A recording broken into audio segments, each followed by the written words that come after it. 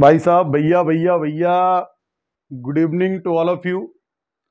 और आज जो अपन लोगों की क्लास है, तो हम लोग बातचीत करेंगे भाई साहब राष्ट्रपति पे। और भाई साहब राष्ट्रपति पढ़ेंगे बेहतरीन। अभी जो इसके पहले की वीडियो आई थी, उस वीडियो में मैंने आपसे आर्टिकल 52 से लेकर के और 55 तक डिस्कस कर लिया था। अब 55 से आगे 61 तक चलना है भाई साहब। अभी तुम्हारा भाई एक गाना सुन रहा था कि जानू मेरी जाने मन और बचपन का प्यार मेरा भूल नहीं जाना रे। अरे भाई साहब, भूल जाने में ही भलाई है, भूल जाने में ही भलाई है। भैया पढ़ लिख लो कायदे से, राष्ट्रपति वाष्ट्रपति पढ़ लो, जय जिंदगी बनेगी तुम्हारी। और राष्ट्रपति नहीं सीखोगे तो भाई साहब कुछ ना होने वाला तुम्हारी लाइफ में। जो अभी जो हम अपन लोग बात करेंगे, हम लोग बातचीत करेंगे आर्टिकल 56 से।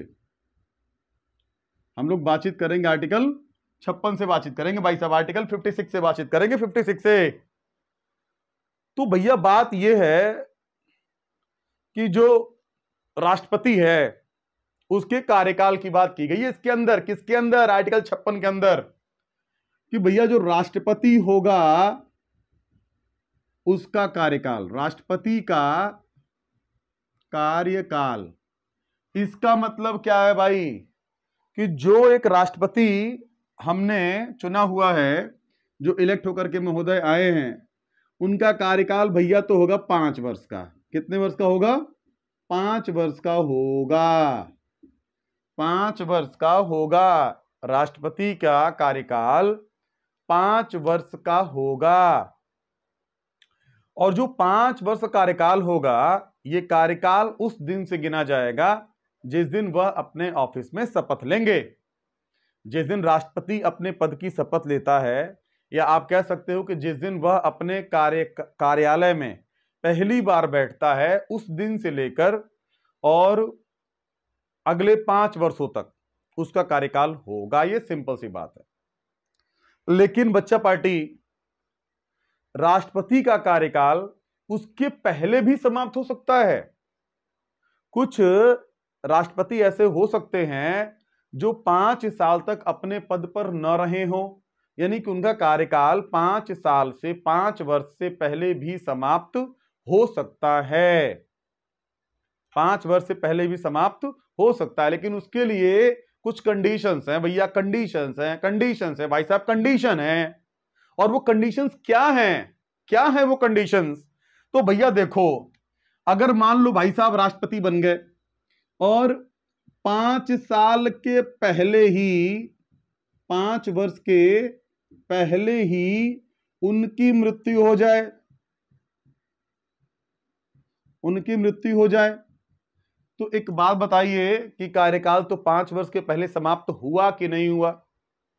तो पहली कंडीशन यह है कि अगर राष्ट्रपति की मृत्यु उनके कार्यकाल से पहले ही हो जाए तो उनका पद तो भाई समाप्त हो ही जाएगा। तो ऑब्वियस सी बात है, समझने की बात है भाई, तब काहे का पद। दूसरी कंडीशन कि भाई साहब अगर मान लीजिए जो राष्ट्रपति है, मान लीजिए कि राष्ट्रपति हैं मुर्मू साहब हैं, मुर्मू साहिबा हैं, द्रौपदी मुर्मू अभी हमारी माननीय अध्यक्षा महोदया हमारे राष्ट्र की, या जो हमारी जो राष्ट्र की प्रमुख हैं माननीय द्रौपदी मुर्मू, तो अगर वो जो हैं उनकी इच्छा नहीं है 5 साल तक रहने की, तो अगर वो त्याग पत्र दे देंगी, त्याग पत्र दे दें, तो भाई साहब 5 साल से पहले कार्यकाल समाप्त हो जाएगा। अगर किसी राष्ट्रपति की 5 साल से पहले मृत्यु हो जाए तो पहले कार्यकाल खत्म होगा। और अगर कोई राष्ट्रपति अपनी स्वेच्छा से त्याग पत्र दे दे तो 5 साल से पहले कार्यकाल समाप्त हो जाएगा। और एक तीसरी कंडीशन है कि भैया ना तो उनकी मृत्यु हुई और ना ही उन्होंने त्याग पत्र दिया, लेकिन तीसरी कंडीशन यह है कि अगर तुम साथ हो, अगर लोकसभा, या ये कहना ठीक नहीं है, अगर संसद जो है, संसद भाई साहब, संसद यानी कि अगर संसद राष्ट्रपति को महाभियोग की प्रक्रिया के द्वारा हटा दे। भाई साहब, मैंने क्या कहा कि अगर संसद जो है महाभियोग की प्रक्रिया के द्वारा राष्ट्रपति को उसके पद से हटा दे तो भी उसका कार्यकाल 5 वर्ष से पहले समाप्त हो जाएगा। तो भाई साहब, मैं आपसे कह रहा था कि संसद अगर चाहती है तो राष्ट्रपति को उसके पद से हटा देगी, लेकिन भैया अगर मान लो राष्ट्रपति को हटाना हो तो संसद क्या किसी आधार पर उसको पद से हटाएगी? क्या कोई आधार होगा? भाई राष्ट्रपति को लोकसभा या राज्यसभा या संसद, एक ही बात है, क्यों हटाएगा? क्यों हटाएगा? तो भैया क्यों हटाएगा, इस बात को समझो। इसलिए हटाएगा कि भैया राष्ट्रपति तो देश का प्रथम नागरिक है, राष्ट्रपति देश का प्रथम नागरिक है, लेकिन अगर राष्ट्रपति संविधान का उल्लंघन करता है, राष्ट्रपति अगर संविधान का उल्लंघन करता है, ध्यान रख लो इस बात को, केवल एक ही आधार है, दूसरा कोई आधार नहीं है, केवल एक ही कारण है जब राष्ट्रपति को उसके पद से हटाया जाएगा। वो कारण क्या है कि जब राष्ट्रपति संविधान का उल्लंघन करेगा। उल्लंघन का मतलब क्या होता है बेटा? वायलेशन। वायलेशन का मतलब क्या? भैया राष्ट्रपति को कहा गया है कि महोदय आप ऐसे रहेंगे, ऐसे रहेंगे, आपका ये व्यवहार है, आप मनमानी नहीं करेंगे, आप तानाशाही नहीं करेंगे, आप वही काम करेंगे जो संविधान ने आपको अधिकार दिया है। लेकिन राष्ट्रपति भाई साहब मानते नहीं है, वो सोचते मैं तो राष्ट्र का प्रमुख हूं, मुखिया हूं, और मैं जो चाहूं वो कर लूं। तो भैया ऐसा तो नहीं होगा ना। अब आप चाहे राष्ट्रपति हो, चाहे आप सुप्रीम कोर्ट के जज हो, चाहे भारत के प्रधानमंत्री हो, चाहे तुम कुछ भी हो, तुम कछु हो, बात से मतलब ना है, तुम कछु हो, लेकिन तुमको फॉलो करना पड़ेगा रूल। काहे का रूल भैया? कॉन्स्टिट्यूशन का। आपको संविधान के अनुसार ही चलना है। संविधान से बड़ा बेटा देश में कोई नहीं है, संविधान से बड़ा देश में कोई नहीं है। राष्ट्रपति हो, प्रधानमंत्री हो, मुख्यमंत्री हो, राज्यपाल हो, सुप्रीम कोर्ट, हाई कोर्ट का जज हो, कोई भी हो, सबसे बड़ा इस देश में संविधान है, और संविधान से बड़ा इस देश की जनता है। संविधान को शक्ति किसने प्रदान की है? देश की जनता ने प्रदान की है। तो सबसे बड़ा देश में कौन है? संविधान। और संविधान रेगुलेट होता है भारत की जनता से, भारत की जनता के दृष्टिकोण से, विजन से सरकार चलती है। सरकार तानाशाह नहीं हो सकती मेरे बच्चों। तो भैया अगर हमारा राष्ट्रपति संविधान के खिलाफ जाएगा तो उसको उसके पद से हटा दिया जाएगा। भाई साहब, जो उसको हटाने की प्रक्रिया है ना, सॉरी,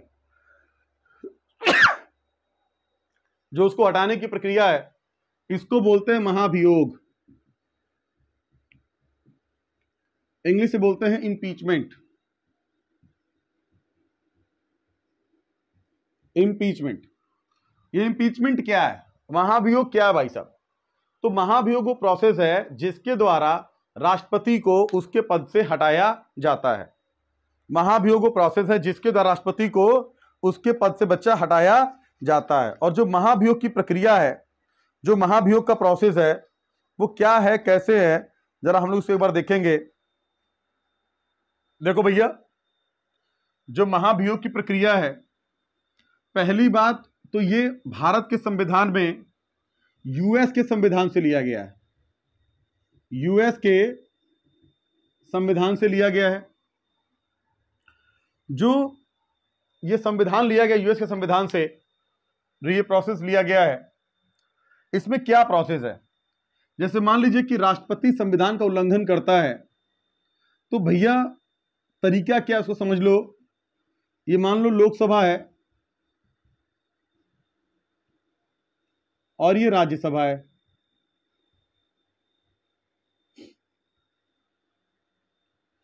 राष्ट्रपति पर महाभियोग की प्रक्रिया किसी भी सदन से शुरू हो सकता है। मान लीजिए अगर लोकसभा शुरू हुआ है तो लोकसभा के कुल सदस्यों के 1/4 सदस्यों की सहमति होगी तभी महाभियोग के प्रोसेस को शुरू किया जाएगा। अगर महाभियोग चलाना है राष्ट्रपति के ऊपर तो 14 दिन पहले, कितने दिन पहले बच्चा, 14 दिन पहले राष्ट्रपति को सूचना देना अनिवार्य होगा। राष्ट्रपति को सूचना देना क्या होगा बच्चा, अनिवार्य होगा। और उस 14 दिन के अंदर, उस 14 दिन के अंदर जो राष्ट्रपति होगा वो या तो स्वयं अपना पक्ष रखने आएगा, जहां से भी शुरू हुआ है उसके अंदर राष्ट्रपति स्वयं अपना पक्ष रखने आएगा, या अपने किसी प्रतिनिधि को भेजेगा कि भाई तुम जाओ और मेरी बात को रखना और बताना कि ये बात ऐसे ऐसे ऐसे है।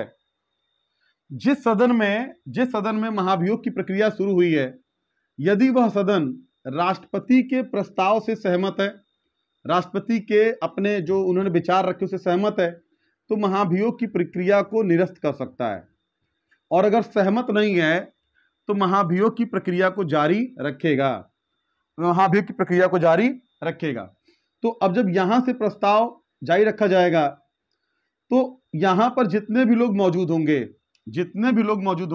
लोकसभा में, तो उसका कम से कम 2/3 सदस्यों की सहमति चाहिए।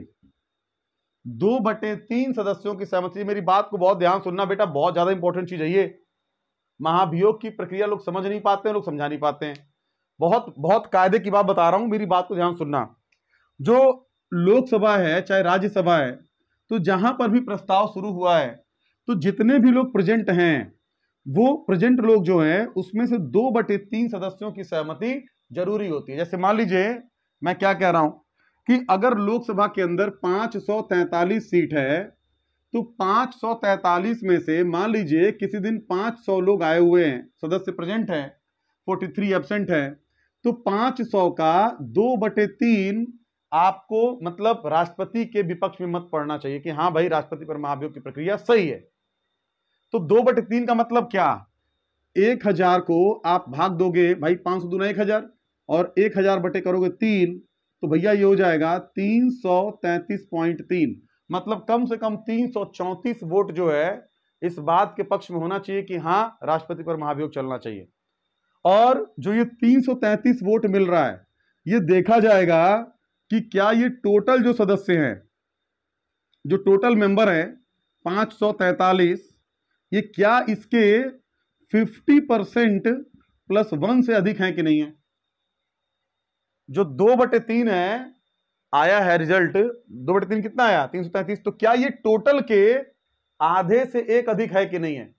तो टोटल है कितना, 543। तो 543 का हाफ करोगे तो भाई साहब आ जाएगा 2 7 14 और 2 1 3 और 271.5,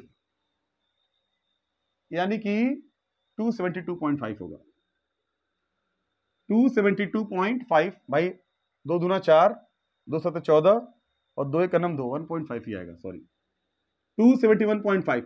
तो भैया कुल का जो आधा है वो इतना है, +1 कर दीजिए, यानी कि 273, यानी कि 273 वोट चाहिए होता है।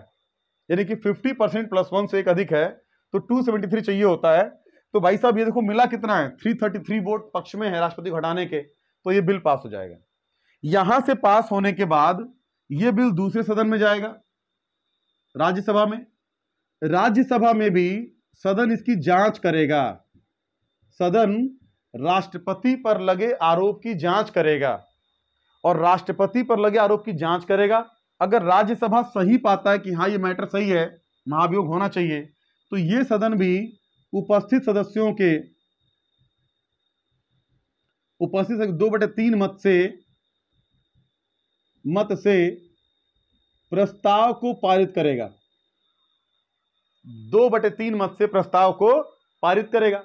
और जब 2/3 मत से प्रस्ताव को पारित कर देगा तो यहां से पारित हो गया, यहां से पारित हो गया, राष्ट्रपति पर महाभियोग की प्रक्रिया संपन्न हुई और राष्ट्रपति को उसी दिन अपने पद से त्यागपत्र देना पड़ेगा या उसके पद से उसको मुक्त कर दिया जाएगा। तो भाई साहब ये महाभियोग की प्रक्रिया है और महाभियोग की प्रक्रिया के द्वारा राष्ट्रपति को उसके पद से हटाया जाता है। तो आर्टिकल 56 जो है वो राष्ट्रपति के कार्यकाल की बात करता है। मैं एक बार ओवरऑल कर दूं कंक्लूजन कि आर्टिकल 56 राष्ट्रपति के पद की बात करता है और 56 में कहा गया है कि राष्ट्रपति का जो कार्यकाल होगा वो 5 वर्ष का होगा, लेकिन 5 वर्ष से पहले भी उसका कार्यकाल समाप्त हो सकता है। उसके लिए 3 कंडीशन है। पहली कंडीशन है कि या तो समय से पहले उसकी मृत्यु हो जाए, दूसरी कंडीशन है कि या तो वह त्यागपत्र दे दे और तीसरी कंडीशन है कि संसद उसको जो है महाभियोग की प्रक्रिया के द्वारा उसके पद से हटा दे। और महाभियोग की प्रक्रिया में क्या होता है, लोकसभा, राज्यसभा, कोई भी सदन महाभियोग की प्रक्रिया को शुरू कर सकता है। जो भी सदन शुरू करेगा उसके 1/4 सदस्यों की सहमति जरूरी है और वहां से प्रस्ताव जब पारित हो जाएगा, मतलब 1/4 सदस्यों ने प्रस्ताव को रख दिया, तो वो प्रस्ताव राष्ट्रपति के पास जाएगा। राष्ट्रपति के पास 14 दिन का समय होता है। 14 दिन के अंदर राष्ट्रपति या तो स्वयं या अपने किसी प्रतिनिधि के द्वारा अपने पक्ष को उस सदन में रखेगा और सदन में रखने के उपरांत सदन यदि राष्ट्रपति और रखे गए पक्ष को सही पाता है तो प्रस्ताव को खारिज कर देगा और नहीं पाता है तो प्रस्ताव को जारी रखेगा। और फिर उसी सदन में जितने सदस्य मेंबर प्रेजेंट हैं उनका 2/3 सहमति जरूरी है, यानी कि जितने भी लोग मौजूद हैं उसके 2/3 की सहमति जरूरी है और वो 2/3 कुल सदस्यों के आधे से एक अधिक होना चाहिए, तभी वह प्रस्ताव पारित होगा और इसको बोलते हैं विशेष बहुमत से प्रस्ताव का पारित होना। मेरे प्यारे बच्चों, आर्टिकल 56 आपने बात को समझा। अभी अगर हम यहां से आगे बढ़े, अगर हम लोग आर्टिकल 71 पर जाएं, सॉरी 56 के बाद हम लोग आर्टिकल 56 पर जाएं,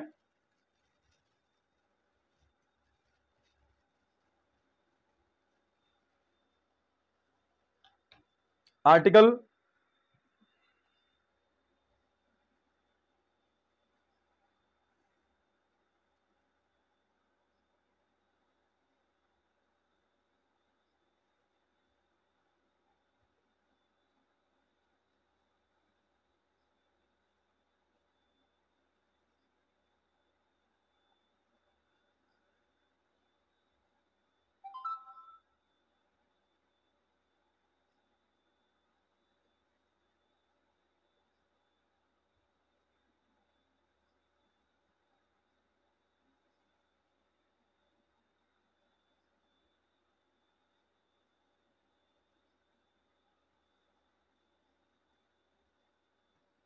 आर्टिकल 57 जो है वो बात करता है कि अगर कोई राष्ट्रपति है, भैया कोई राष्ट्रपति है तो वह कितनी ही बार अपनी पद पर अपॉइंट हो सकता है। अगर कोई राष्ट्रपति है तो वह कितने ही बार अपने पद पर अपॉइंट हो सकता है। इसका मतलब क्या हुआ, जरा देखिए। आर्टिकल 57 कहता है कि राष्ट्रपति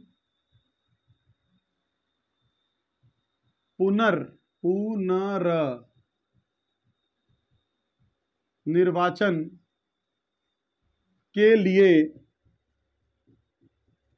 अधिकृत है। मतलब भाई साहब कि जो भारत के अंदर राष्ट्रपति होगा वो अगर एक बार राष्ट्रपति बन चुका है तो वह कई बार अपना वो उम्मीदवारी प्रस्तुत कर सकता है। आवश्यक नहीं कि एक बार बनाओ तभी करेगा। कोई भी व्यक्ति जितनी बार चाहे उतनी बार राष्ट्रपति पद के लिए चुनाव लड़ सकता है। यानी कि ऐसा नहीं कि 2 बार लड़ी है, 3 बार लड़ी है तो उसका कार्यकाल समाप्त हो गया, अब नहीं लड़ सकता, ऐसा नहीं है। अमेरिका में है, यूएसए में है, रूस में है, लेकिन भारत में यह प्रावधान नहीं है। कोई व्यक्ति कितनी ही बार राष्ट्रपति पद के लिए चुनाव लड़ सकता है। तो यह था आर्टिकल 57। अगर हम आर्टिकल 58 में जाएं, अगर हम आर्टिकल 58 में जाएं तो आर्टिकल 58 में बात करता है कि कौन सा व्यक्ति राष्ट्रपति बन सकता है, यानी कि राष्ट्रपति बनने की योग्यताएं। राष्ट्रपति, आर्टिकल 58 कहता है राष्ट्रपति बनने की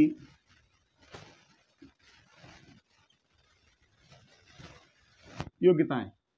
तो भैया राष्ट्रपति बनने की योग्यताएं है क्या, बहुत ध्यान से बात को सुनना। जो पहली योग्यता होनी चाहिए कि वह भारत का नागरिक हो, वह भारत का नागरिक हो। मतलब कोई भी आदमी जो भारत का नागरिक है वह राष्ट्रपति बन सकता है। अब इसमें सवाल उठेगा मन में कि भैया नागरिक कौन, जो जन्म से भारत के नागरिक है वही या कोई भी नागरिक? तो भाई साहब कोई भी नागरिक, अगर कोई पंजीकरण करा के भारत का नागरिक बना है तो वो भी एलिजिबल है, कोई बाय बर्थ है तो वो भी एलिजिबल है, कोई वंश परंपरा से अगर व्यक्ति भारत का नागरिक है तो वो भी एलिजिबल है। मतलब वह भारत का नागरिक होना चाहिए, तभी वह राष्ट्रपति पद का चुनाव लड़ सकता है। तो पहली कंडीशन यह है, अब वह भारतीय चाहे जैसे हो सब चलेगा।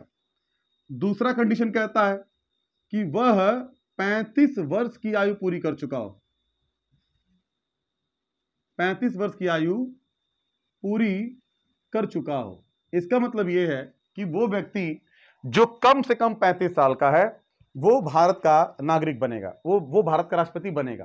35 साल से कम उम्र के व्यक्ति को यह अधिकार नहीं दिया जा सकता है। तीसरी कंडीशन है राष्ट्रपति के लिए कि जो भी व्यक्ति राष्ट्रपति का चुनाव लड़ रहा है वह लोकसभा का सदस्य बनने की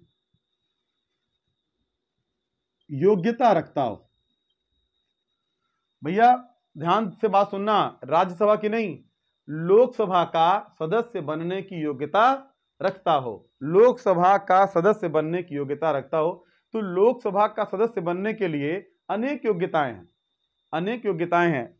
जैसे आप कह सकते हो कि भैया जो भी मेंबर 25 साल का है, जो 25 साल से अधिक की उम्र का है, वह लोकसभा का सदस्य बन सकता है। तो पहली कंडीशन तो यह है।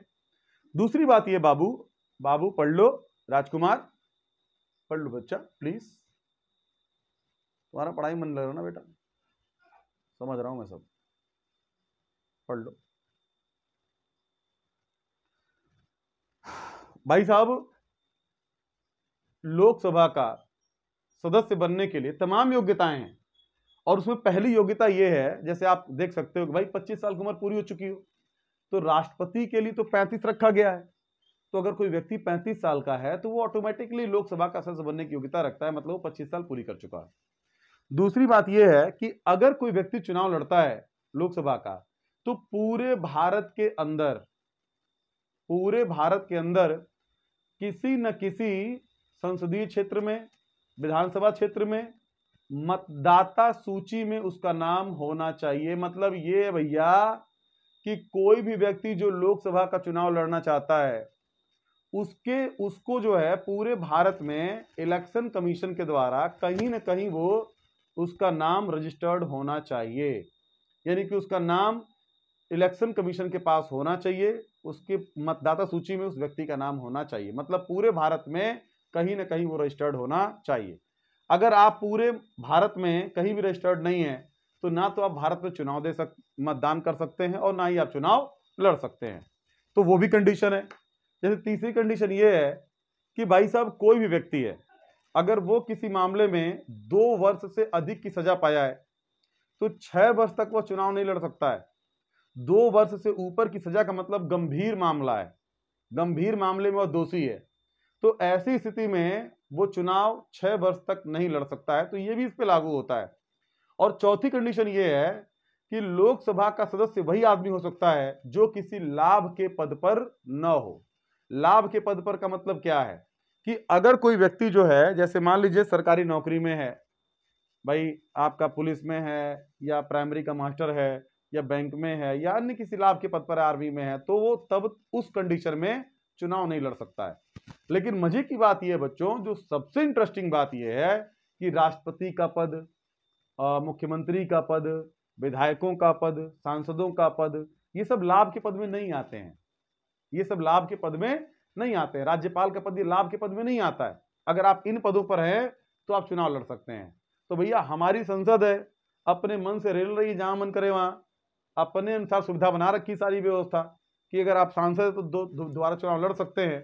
हाँ, हायर एजुकेशन में प्रोफेसरशिप के कंडीशन में कुछ रिलैक्सेशन है, आप पीरियड, आप टाइम लेकर के, छुट्टी लेकर के चुनाव लड़ सकते हैं। अगर आप चुनाव आपका हो जाता है, आप चुन ले जाते हैं, तो आप जनप्रतिनिधि के रूप में कार्य करेंगे और पुनः अपने पद पर आप आ सकते हैं। लेकिन ऐसा प्राइमरी के मास्टर के साथ नहीं है, प्राइमरी का मास्टर जो है अगर चुनाव लड़ लिया है तो भैया उसको त्याग पत्र दे के ही लड़ना पड़ेगा चुनाव, नहीं लड़ पाएगा लाभ के पद पे रहते हुए वो। तो सब हमारी माया संसद की अपने अपने अनुसार व्यवस्था कर रखी संसद ने। तो ये कई सारी बातें हैं जो लोकसभा का मेंबर बनने की योग्यताओं के अंतर्गत आती हैं। अभी जब हम लोग लोकसभा जब पढ़ेंगे तो इन बातों पर चर्चा आगे होगी हमारी कि लोकसभा में क्या क्या प्रावधान है, क्या क्या बातें हैं सारी सदस्य बनने की। तो अब हम लोग यहां से अगर आगे बढ़े, आर्टिकल 58 हमने देखा,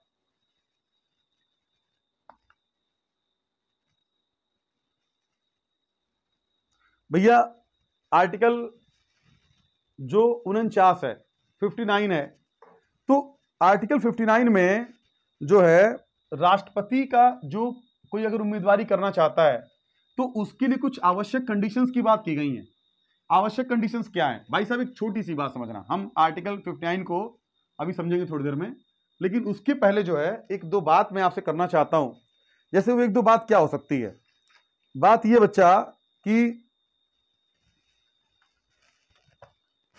अगर मान लीजिए कि मुझे राष्ट्रपति बनना है, मुझे राष्ट्रपति बनना है, तो राष्ट्रपति बनने के लिए मुंह उठा के मैं जाऊंगा फॉर्म भर दूंगा राष्ट्रपति का, हो जाएगा राष्ट्रपति? नहीं होगा ना भाई। कोई भी आदमी राष्ट्रपति पद का चुनाव नहीं लड़ सकता है, उसके लिए कुछ कंडीशंस हैं। जैसे कंडीशंस क्या हैं, आपको पता है कि वर्ष 1998 में से पहले अगर कोई राष्ट्रपति का चुनाव लड़ना चाहता था तो उसके लिए 10 अनुमोदक और 10 प्रस्तावक होने चाहिए। यानी कि लोकसभा राज्यसभा को मिलाकर के 10 लोग जो हैं आपके नाम को सपोर्ट करें और 10 लोग उस पर अपनी सहमति दें। तो पहले यह संख्या थी 10-10, 1998 के बाद ही 50 कर दिया गया है। कितना कर दिया गया है? 50-50। यानी कि अगर आप राष्ट्रपति का चुनाव लड़ना चाहते हैं तो आपके नाम पर 50 लोगों की सहमति होनी चाहिए, यानी कि 50 आपके नाम का प्रस्ताव रखते हो और 50 उस पर अपनी सहमति बताते हो भाई लोकसभा से राज्यसभा से कि हाँ मैं सहमत हूं या इनके पक्ष में हम लोग हैं। तो भाई कोई भी सामान्य व्यक्ति होगा तो उसको तो ये सिस्टम मिल नहीं पाएगा, तो वो चुनाव से पहली बार हो गया। तो जिसको सरकारें चाहती हैं सत्ता पक्ष में और विपक्ष में, वही व्यक्ति चुनाव ना लड़ पाता राष्ट्रपति का। तो इसके लिए कुछ कंडीशंस रखी। कंडीशंस क्या है कि अगर आप राष्ट्रपति के पद की उम्मीदवारी करते हो तो आपके नाम का 50 अनुमोदक होना चाहिए और 50 प्रस्तावक होना चाहिए, तो ही आप राष्ट्रपति के पद का चुनाव लड़ सकते हैं। बच्चों बात समझ में आ रही है?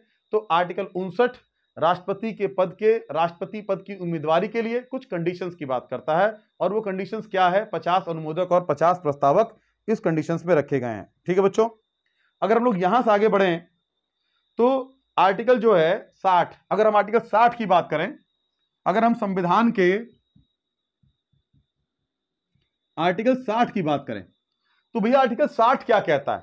तो आर्टिकल 60 में शपथ की बात की गई है। किसकी बात की गई है? शपथ की, यानी कि ओथ का मतलब शपथ लेना, कसम खाना कि मैं अपने कर्तव्य के प्रति सत्यनिष्ठ रहूंगा, यानी कि पूरी ईमानदारी से मैं अपने कर्तव्यों का निर्वहन करूंगा। तो ये आर्टिकल 60 में दिया गया है। और जो भारत का राष्ट्रपति है, तो वो राष्ट्रपति सुप्रीम कोर्ट के जो मुख्य न्यायाधीश हैं, सुप्रीम कोर्ट के मुख्य न्यायाधीश, उनके समक्ष शपथ लेता है। भारत का राष्ट्रपति किसके सामने शपथ लेगा? तो सुप्रीम कोर्ट के मुख्य न्यायाधीश के समक्ष वह शपथ लेता है। तो यह था आर्टिकल 60। अगर हम लोग यहां से आगे बढ़े तो अब हमारे पास आर्टिकल 61 है। और भैया आर्टिकल 61 में जो है, आर्टिकल 61 में यह कहा गया है कि जो राष्ट्रपति है, राष्ट्रपति के महाभियोग की प्रक्रिया, राष्ट्रपति के महाभियोग की प्रक्रिया, इसका मतलब यह है कि राष्ट्रपति पर महाभियोग कैसे लगेगा, उस प्रोसेस को आर्टिकल 61 में बताया गया है। ठीक है बच्चों, ध्यान रखना, आर्टिकल 56(4) में यह कहा गया है कि राष्ट्रपति पर महाभियोग चलेगा, और आर्टिकल 61 में कहा गया है कि राष्ट्रपति पर जो है महाभियोग की प्रक्रिया क्या होगी, उसको कैसे हटाया जाएगा। मेरे प्यारे बच्चों, मैं आप सभी लोगों से सिर्फ ये एक बात कहना चाहता हूं कि बेटा जब भी हम पढ़ने जाते हैं ना, तो पढ़ने की प्रक्रिया एक बहुत हेक्टिक प्रक्रिया है। मन नहीं लगता है बेटा, लगता है कि ये क्या सर पका रहे हैं, सर में दर्द होता है, रुचि नहीं आती, इंटरेस्ट नहीं आता है। सीखना हमेशा कठिन होता है, लेकिन जब सपना होता है ना वहां पे कि यार कुछ अलग होना है, कुछ बेहतरीन करना है, 100 में से 99 लोग यही सोचते हैं कि पढ़ाई बहुत हेक्टिक काम है।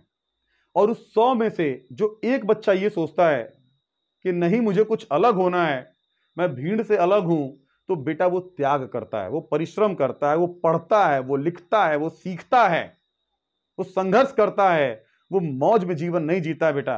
ये जो वीडियो बना रहा हूं ना आप लोगों के लिए, ये आसान काम नहीं है बेटा। 3 घंटे लगते हैं पूरे एक वीडियो के लिए, और मेरे पास कोई असिस्टेंस नहीं है। मेरे पास सिर्फ एक स्टैंड है, उसमें मोबाइल लगाता हूं, रिकॉर्डिंग करता हूं और आपके सामने चलाता हूं। ये बहुत संघर्ष का प्रोसेस है। 8 घंटा 9 घंटा पढ़ाने के बाद आपके लिए रिकॉर्डिंग करना बहुत संघर्ष का प्रोसेस है, लेकिन मैं आपको विश्वास दिलाता हूं कि एक दिन मैं हिट करूंगा, बेहतरीन हिट करूंगा, सिर्फ और सिर्फ अपने परिश्रम के कारण।